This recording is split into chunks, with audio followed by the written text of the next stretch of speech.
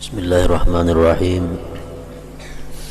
Alhamdulillah, asyhadu an la ilaha illallah wa asyhadu anna Muhammadan abduhu wa rasuluh. Allahumma salli wa sallim ala sayyidina Muhammad habibillah wa ala alihi wa sahbihi wa mawalah. Amma ba'd. Rubbama atla'aka ala ghaibi malakutih wa hajaba anka 'ala al-istishrafi 'ala asraril ibad, yang artinya kadang-kadang Allah memperlihatkan kepada engkau atas gaibnya alam malakut, dan Allah mendinding daripada engkau atas mengetahui terhadap rahasia-rahasia hambanya. Rubbama akramakal haqqu subhanah bil ittila' ala ghaibil malakut. Kadang-kadang Allah memuliakan engkau dengan mengetahui atas gaibnya alam malakut. Menurut sebahagian ulama, ada beberapa alam. Disebut alam mulki wasyahadah. Alam yang pertama itu alam mulki wasyahadah, alam di mana kita sekarang berada. Alam mulki wasyahadah. Alam ini diketahui oleh kita, diketahui oleh malaikat, diketahui oleh Allah Subhanahu wa ta'ala. Yang kedua disebut ada alam yang namanya alam malakut. Alam malakut ini hanya diketahui oleh Allah, oleh para malaikat, dan oleh sebagian manusia yang dikehendaki oleh Allah Subhanahu wa ta'ala. Yang ketiga ada yang disebut dengan alamul jabarut. Itu menurut sebahagian ulama itu alam hanya diketahui oleh Allah Subhanahu wa ta'ala. Alam malakut itu contohnya kabaitil izzah bis sama'id dunya, seperti baitul izzah yang ada di langit pertama. Di langit pertama itu ada namanya baitul izzah. Itu termasuk alam malakut. Yang mengetahui itu hanya Allah, para malaikat, dan orang-orang manusia yang dikehendaki oleh Allah. Diperlihatkan kepadanya baitul izzah. Menurut riwayatnya, Al-Quranul Karim itu diturunkan dari Lauhil Mahfuz ke Baitul Izzah itu 1 biji. Dari Baitul Izzah itu diturunkan kepada junjungan kita Rasulullah SAW bertahap selama 23 tahun. Nah, itu Baitul Izzah, itu alam malakut. Wal Baitul Ma'mur, ada yang disebut dengan Baitul Ma'mur bis sama'is sabi'ah, di langit yang ke-7. Ada lagi wal Lauhil Mahfuz. Lauhil Mahfuz itu di atas lagi dari langit yang ke-7. Nah, itu sebagian dari hamba-hamba Allah, ada yang diizinkan Allah untuk bisa melihat yang tersebut tadi, Baitul Izzah, Baitul Ma'mur, Lauhil Mahfuz. Lauhil Mahfuz ini adalah kumpulan seluruh data alam semesta ini. Di situ kumpulan segala yang ditakdirkan oleh Allah. Tidak ada satupun yang luput dari catatan tulisan yang ada di Lauhil Mahfuz itu. Nah, para muhibbin rahimakumullah, banyak para aulia Allah yang diberikan Allah kelebihan, dia bisa melihat Lauhil Mahfuz itu. Seperti perkataan Syekh Abdullah Al-Qayrawani, Ashhadani Allah ta'ala ma fis samawati sab'i wa ma fil lauhil mahfuz. Aku telah diperlihatkan oleh Allah sesuatu yang di langit yang 7, dan diperlihatkan kepadaku oleh Allah al-lauhil mahfuz. Imam Asy-Sya'rani berkata Syekh Jakir, yaqul ma akhaztul ahda ala murid hatta ra'aituhu ismahu maktuban bil lauhil mahfuz wa annahu min auladina. Aku tidak mengambil baiat atas seorang murid sehingga aku melihat dulu adakah namanya di lauhil mahfuz bahwa itu orang jadi muridku. Jadi ada sebagian yang demikian. Imam Asy-Syadzili rahimahullah berkata, atla'ani Allah 'ala lauhil mahfuz falaula ta'addub ma'a jaddi Rasulillah sallallahu alaihi wasallam laqultu hadza sa'id wa hadza syaqi. Allah memperlihatkan kepadaku al-lauhil mahfuz. Andai kata tidak beradab terhadap Rasulullah, niscaya aku bisa mengatakan ini orang ahli surga, ini orang ahli neraka. Karena dalam lauhil mahfuz itu ada seluruhnya tentang keadaan kita, baik di masa lalu atau akan datang, baik di dunia maupun di akhirat kelak. Nah, para muhibbin rahimakumullah, nah itu lauhil mahfuz bagian dari alam malakut. Alam malakut, alam yang tidak bisa dijangkau oleh manusia biasa, kecuali orang-orang tertentu yang dikehendaki oleh Allah Subhanahu wa ta'ala. Walam yutli'ka ala syai'in min asraril ibad, dan Allah tidak memperlihatkan kepada engkau atas sesuatu dari apa yang tersimpan di dalam hati seorang manusia. Nah, jadi artinya orang yang sudah biasa melihat lauhil mahfuz, sudah bisa melihat surga, sudah bisa melihat Baitul Izzah dan lainnya, itu belum tentu dia diperlihatkan oleh Allah apa yang ada di dalam hati manusia yang di hadapannya. Belum tentu. Kenapa Allah tidak memperlihatkan kepadanya rahasia-rahasia yang ada di dalam hati seorang hamba itu? Rahmatan bika wa bihim, karena Allah sayang dengan engkau dan dengan mereka.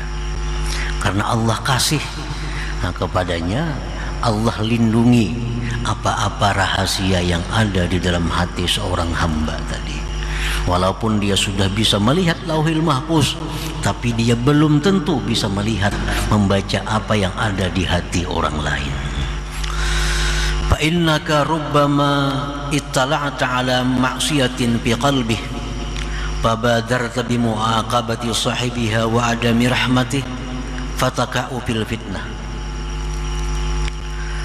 Karena bahwa engkau kadang-kadang mengetahui ada maksiat hati seseorang. Kita ini misal tahu maksiat hati seseorang, ini orangnya pendendam nih. Kita diberitahu Allah, ini orang pendendam dalam hatinya. Orang ini dalam hatinya ria. Nah, kadang-kadang kalau kita diberitahu oleh Allah yang demikian, kita bisa bersegera menindak dia, menghukum dia, dan tidak sayang lagi kepadanya. Maka jatuhlah engkau di dalam fitnah, di dalam satu musibah. Karena kalau kita ini dibuka Tuhan hati orang-orang yang di hadapan kita, diperlihatkan hatinya, ini kotornya hatinya, orangnya rigetnya, cintanya orangnya kepada dunia. Nah, kalau diperlihatkan Allah itu kepada kita, nah kita ini bisa benci kepadanya. Nah, bisa menjauh daripadanya, bisa menyebut keaibannya. Nah, itu akan menjadi fitnah kepada kita. Jadi itulah Allah Subhanahu wa ta'ala kadang-kadang mendinding kepada seseorang untuk mengetahui isi hati orang lain itu, karena dikhawatirkan demikian tadi. Fala ibrata indal muhaqqiqin bimukasyafati asraril ibad. Tidak ada ibrah menurut para ulama muhaqqiqin dengan mengetahui rahasia-rahasia yang ada di dalam hati hamba. Nah, itu tidak ada ibrah. Kalau misalnya kalau kada tahu hati orang berarti belum wali, itu kada ada hubungannya. Nah, bila kada tahu lagi di hati orang berarti orang ini belum hibat, belum dekat dengan Allah. La ibrah, tidak ada urusan demikian itu. Tidak ada hubungannya.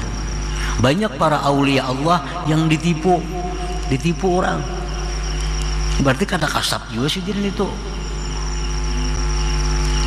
Dan itu hal yang biasa.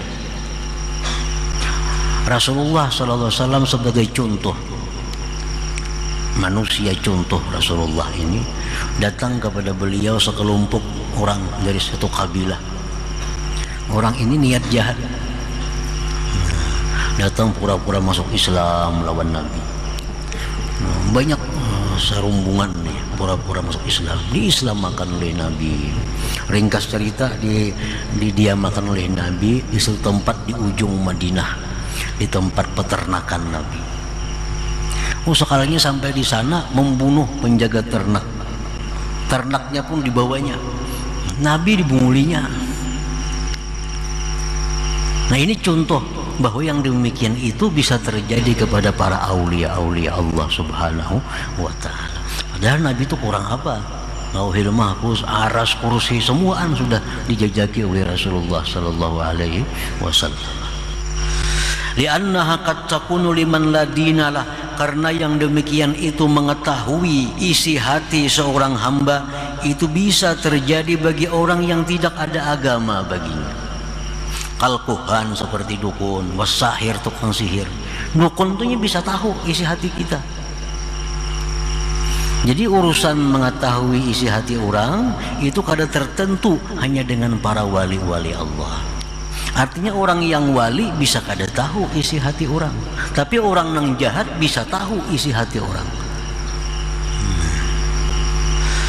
Bi khilafil ittila 'alal malakut la yakunu illa man arada Allah ikrama. Lain halnya kalau kita diperlihatkan Allah alam malakut. Nah, diperlihatkan oleh Allah kita Baitul Izzah, surga, neraka.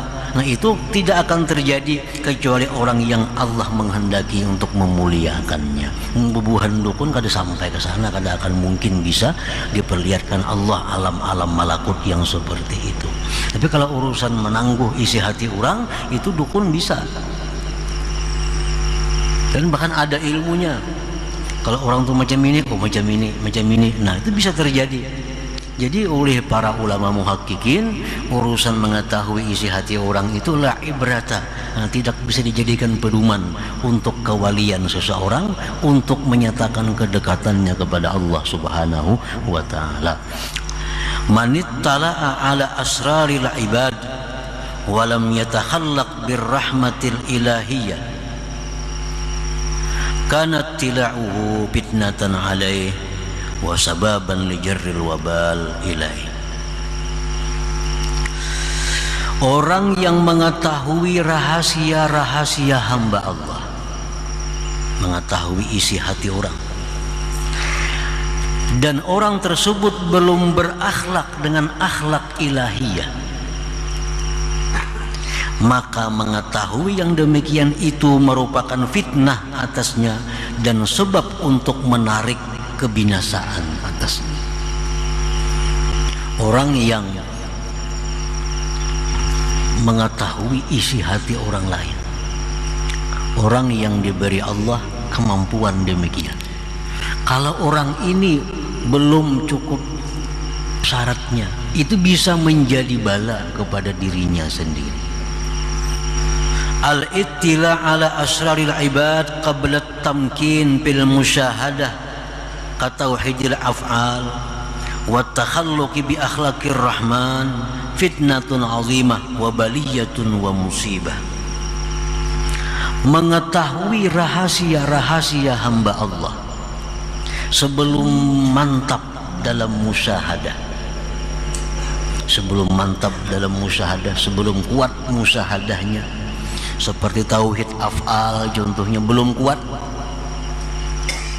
dan dia belum berakhlak dengan akhlak Ar-Rahman, mengetahui rahasia hamba itu merupakan fitnah yang besar dan bala serta musibah. Kita ini mengetahui aib orang, mengetahui aib orang, kada usah nang urusan kasab. Misalnya kita dihabarakan orang aja tentang rahasia, kita dikabarkan orang tentang aib si fulan. Nah, ada kawan kita berkisah, "Icam tahulah lawan si fulan, tahu. Bah, ini dikisahkannya aibnya kepada kita nih." Nah, apabila kita yang mendengar ini belum mantap musyahadah, belum berakhlak akhlak Ar-Rahman, itu berita bisa mencelakakan kita. Itu kabar bisa membinasakan kita.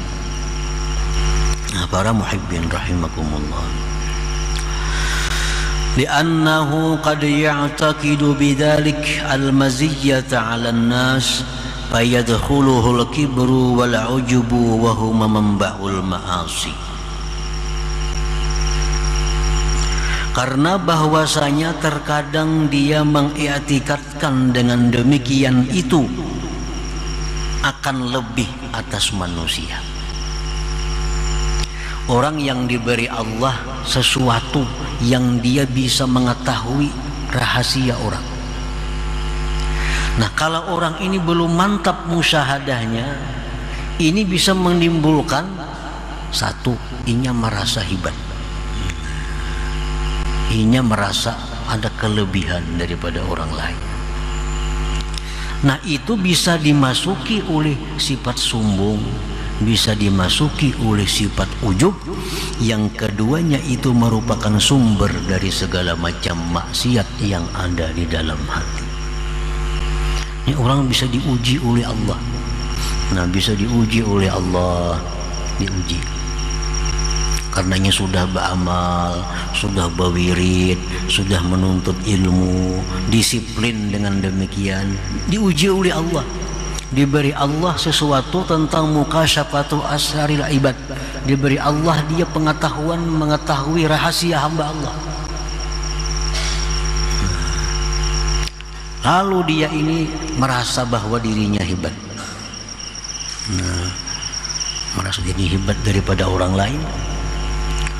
Timbul di situ kesombongan, timbul keujuban, timbul keangkuhan, timbul memamerkan kelebihannya. Ada kita berteman orang bersalaman, sombong orang ini. Ada kita bersalaman orang beri maras orang banyak hutang kasihan jadinya. Tahu rahasia-rahasia orang. Nah, karena ini orang belum cukup musyahadahnya, belum mantap, akhirnya jadi mainannya. Jadi mainannya. Padahal itu cobaan dari Allah kepada dirinya, diberi yang demikian itu. Li'annahu qad ya'taqidu bidzalik al-maziyata 'ala an-nas fayadkhuluhu al-kibru wal-'ujbu wa huma manba'ul ma'asi.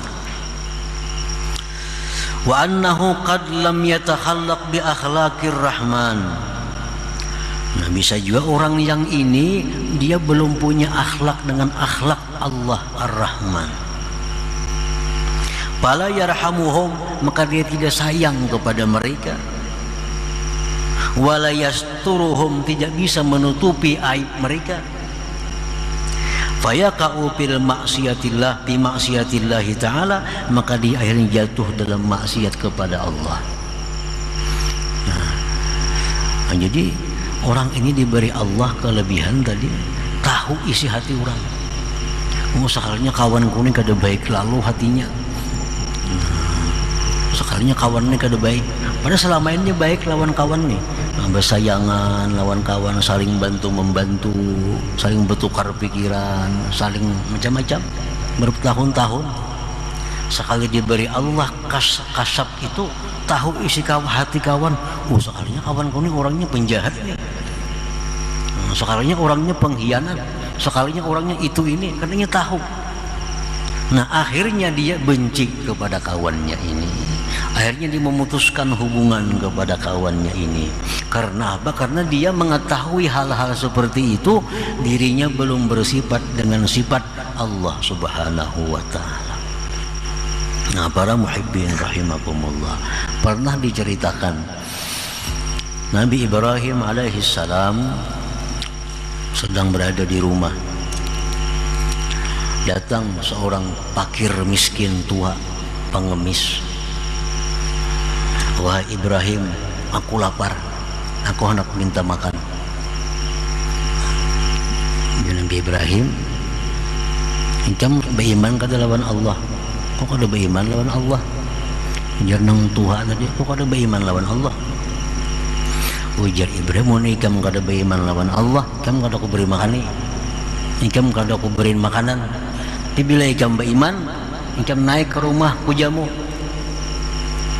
Ini laki-laki tua tadi, kada biar mati aku kada beriman. Tulak jalan laki-laki tadi, jalan meninggalkan Nabi Ibrahim. Nabi Ibrahim ini ditegur oleh Allah Subhanahu wa ta'ala. Wahai Ibrahim, kenapa engkau hendak memberi makannya orang, mengaitkan dengan keimanan? Orang itu umurnya lebih 70 tahun dia tidak beriman kepadaku, tetap dia ku pelihara, tetap dia ku beri makan, tetap dia ku beri hidup. Padahal 70 tahun lebih dia menentang kepadaku. Nah ini artinya sifat Allah Ar-Rahman itu. Allah kada pilih kasih. Orang Yahudi, orang Nasrani, orang Majusi, orang menentang Allah, orang benci kepada Allah, semuaan dikasih oleh Allah. Allah kada pilih kasih, tapi kalau sayang itu Allah berpilih. Allah kada akan menyayangi orang-orang seperti itu. Kalau kasih semuaan dikasih oleh Allah. Nah dikhawatirkan kalau kita belum punya sifat-sifat Ar-Rahman macam itu, melihat ada orang ini hatinya ada dengki, ada dendam, lalu kita benci kepadanya. Inya dalam kesusahan kita kada mau lagi membantu inya, putus hubungan dengan inya. Nah itu yang dikhawatirkan kalau kita mengetahui tentang rahasia seorang hamba, sedangkan kita belum mantap musyahadah, kita belum mantap sifat akhlak Ar-Rahman yang ada pada diri kita ini. Nah, para muhibbin rahimakumullah. Nah, seperti lagi dicontohkan orang yang berakhlak dengan akhlak Ar-Rahman ini, Ma'ruf bin Fairuz Al-Karhi. Beliau itu orang Mesir. Diceritakan bahwa Ma'ruf Al-Karhi ini dengan sahabat-sahabatnya berjalan di tepi sungai Nil. Di sungai itu ada kapal serumbungan manusia, laki-laki bini-bini nang benyanyian, begembusan, beminuman arak galaan. Di sungai ada yang mengatakan sungai Furat, Irak. Jadi ujar murid-murid Ma'ruf Al-Karhi, doakan tinggalam kapalnya tuh, begembusan di kapal, beminuman arak, binian lakian. Doakan dan tinggalam kapalnya. Nah ini orang belum punya akhlak dengan akhlak Ar-Rahman. Nah, ujar Ma'ruf Al-Karhi, jangan demikian. Kita doakan aja kepada Allah. Apa doanya? Ya Allah, sebagaimana engkau telah menggembirakan dia di dalam dunia ini, maka gembirakanlah mereka nanti di akhirat. Dalam dunia ini rame macam itu, yang di akhiratnya kayak itu pulang enak, mudah-mudahan. Artinya bahasa kitanya orang ini akan diberi Allah kena tobat, lalu inya baik, di akhirat lalunya gembira. Nah ini sifat daripada Allah Subhanahu wa ta'ala. Ini akhlak daripada akhlak Ar-Rahman. Artinya selalu mengasihi manusia, mengasihi apapun, walaupun orang itu maksiat kepada Allah. Cuman arti kasihnya itu berbeda-beda. Macam dalam Ratibul Idrus itu ada Allahumma arham walidina, ya Allah kasihilah orang tua kami. Allahumma arham al-muznib, ya Allah kasihilah, sayangilah orang-orang yang berdosa. Nah artinya apa? Sayangilah orang berdosa itu dengan diberikan tobat kepadanya. Itu maksudnya.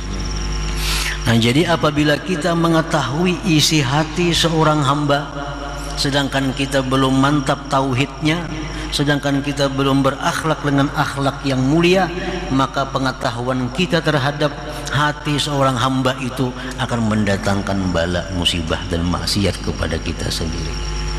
Nah, oleh karena itulah Allah Subhanahu wa ta'ala tidak memberi mukasyafah asraril ibad ini kepada setiap orang yang dicintai.